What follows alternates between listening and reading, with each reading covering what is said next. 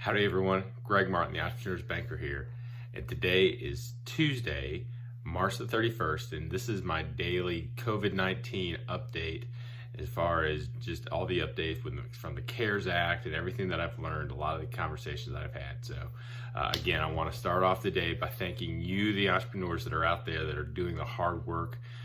This continues to be a very fluid and busy time, and I want to really just encourage you for all the choices that you're having to make, all the decisions, all the conversations you have to have. I know that this is not easy, but I want you to hear loud and clear again that I'm proud of you, and I'm very encouraged by the strength and the composure that all of you have. So hang in there. We'll continue to work through this together, but really wanted to cover a couple things today. First, I wanted to cover specifically in the part of the CARES Act that most of you have questions about, that I've had a lot of discussions around the payroll protection plan or the paycheck protection plan, the PPP. I'm going to answer some of the frequently asked questions that I've had. Sometimes I've got answers, sometimes I don't. Secondly, I want to give an update on the new EIDL, the Economic Injury Disaster Loan website that the SBA put up, and talk a little bit about the $10,000 grant that is part of the process now. And then thirdly, I want to talk about section 1112, and that is specifically for the entrepreneurs out there that have SBA loans right now, whether that be express loans or 7As or SBA 504. Some really amazing news that has come out as part of the CARES Act. So let's kind of hop right into it. So the first thing is there was a little bit of confusion in the video that I had yesterday, and first off, I want to apologize for that.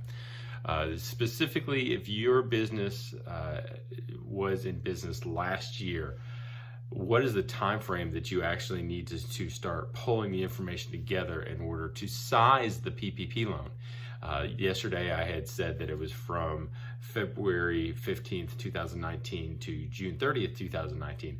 Actually, I went back and actually looked at the law, and I'll put a site to the Congress's website where you actually go look at the law. And so I apologize for any confusion, but if your business was operational last year, the way that the law states is that it's 2.5 times the 1 year period before the date of the loan was made. So your average monthly payroll expense for the 1 year period before the date of the loan. So this kind of clears it up. So it could be from the very least February 15th through February 2019 through February 15th, 2020. But the way that the letter of the law says that it's a year before the loan was closed. So I don't really know how that's going to pan out. I don't know if it's going to be through 1 year from the date of application.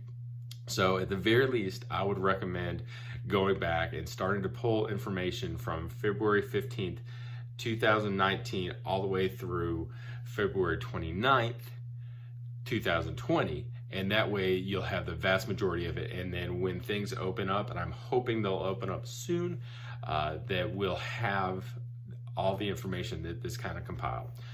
If your business was not an operational, again, it is 2.5 times from January 1st, 2020 through February 29th, 2020. And if you are a seasonally adjusted business, that you can choose if you're deemed a seasonally adjusted business by the administrator, and I don't know what term that is or how you actually define a seasonally adjusted business, but that is from March 1st, 2019 through June 30th, 2019. So I apologize for that. The second question is, I've heard multiple times, can I get both a PPP loan and an EIDL loan? And I don't know, because I've heard a lot of people talk about you cannot use both loans for the same use of funds. So you can't get an EIDL loan and use it for payroll and then get a PPP loan and have that payroll forgiven. You can't get an EIDL loan and use it to pay or to reimburse yourself for the medical leave or the Family Leave Act that was part of the coronavirus 1 legislation, and then get reimbursed for it on your tax return. So you can't double dip of funds. But what I don't know is, can I get an EIDL loan for everything that's other than payroll and rent and interest on my mortgage and utilities? Can I use it for inventory and other operational costs, and then get a PPP loan and cover payroll and those other things? I just don't know. So definitely more to come on that, but I do want you to know very loud and clear that you cannot double dip within the programs. So the biggest question that I've gotten is, so Greg, should I use the EIDL or should I use the PPP? And the answer for that one, again, is I'm sorry, I just don't know. One, I don't know your particular business. So you're going to have to kind of do the analysis yourself with your team. But this is where you kind of you grab that Fab Five that's around you and be able to, help them, have them help you work through this. But here's a couple things to think through. All right, first and foremost, the EIDL loan is probably on average going to be a larger loan amount than the PPP loan. The PPP loan is going to be administered by thousands of banks, where the EIDL loan is going to be administered by the SBA. The pool of money that's been set aside and allocated for the PPP is about $350 billion. The pool of money that has been set aside for the EIDL is, I think, $10 billion. So if just kind of using those things, you kind of think through, okay, which one is best for me? And now that we know how the PPP loans are going to be sized, now that we know how the EIDL loan is going to be sized, you're going to be able to kind of monetarily determine which one is going to be better for you.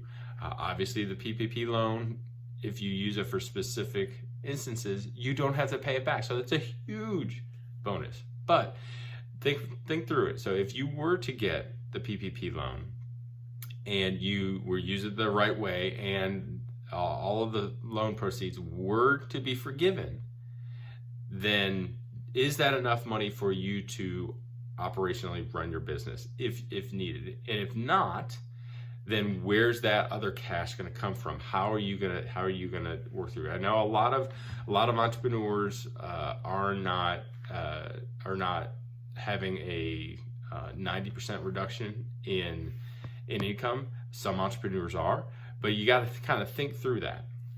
So you have to really, again, balance the speed at which the funds will come, the flexibility at which you will be able to use those funds, and then the ability to repay. So those are just some things I would kind of think through. Okay, so real quickly, the updates to the EIDL loan. This is the loan that is administered directly by the SBA.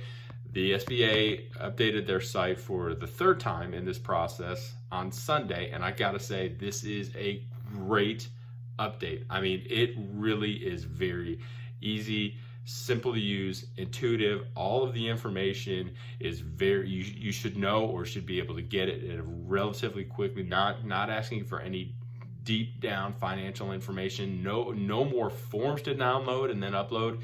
It is about 4 or 5 screens. You can probably fill it out within 15 or 20 minutes. I played around. I went through the whole application process, again, right up to the point of hitting submit. It's really, really intuitive. So really kudos to the SBA and their group for putting up a really good website. I'm really excited. You can also, with a single click of a button, apply for the $10,000 advance.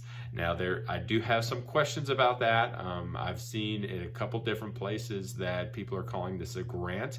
I have not seen anywhere that it is okay if you get this advance. If you're declined for the EIDL, then you have to pay it back. That I think that is the intent, but I have not seen that clearly in kind of how I read the legislation. So it says that you may have to not pay it back, but nothing's set in stone. So a little bit more guidance has got to come out of that, but overall a really, really good thing. If it is something that you are thinking about applying for the EIDL loan, it's a very, very easy process. And if you do apply for that $10,000 advance, supposedly you're supposed to get it within 3 business days. So having that real quick shot injection of cash has been really good. So that's it. So if you have, let's talk about the section 1112, and this is specifically for entrepreneurs that have SBA loans now. I don't believe it's for lines of credit, but specifically for loans. So with this program, the SBA is actually looking to pay your principal and interest for the next 6 months. Let that settle in for a second. Your principal and interest on your SBA Express, your SBA 7A, and your SBA 504. I believe that is just the SBA portion or the debenture portion of the 504 loans. So this is really exciting, and this is not a deferral. This is basically payment forgiveness for the next 6 months.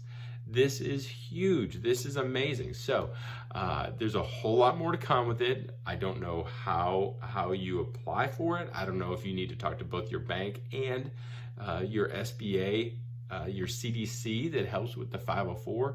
But this is a really, really good news, really good program.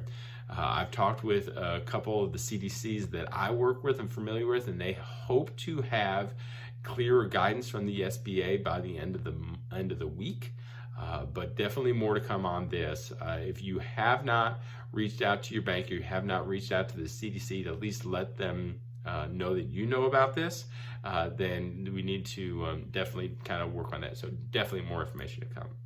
So that's really the big topics that I wanted to cover today. Really appreciate y'all taking the time. I've gotten some really good feedback from this series. If you do have any questions, please reach out to me. I'll have my contact information. The best way is probably to hit me up either on LinkedIn or on Facebook.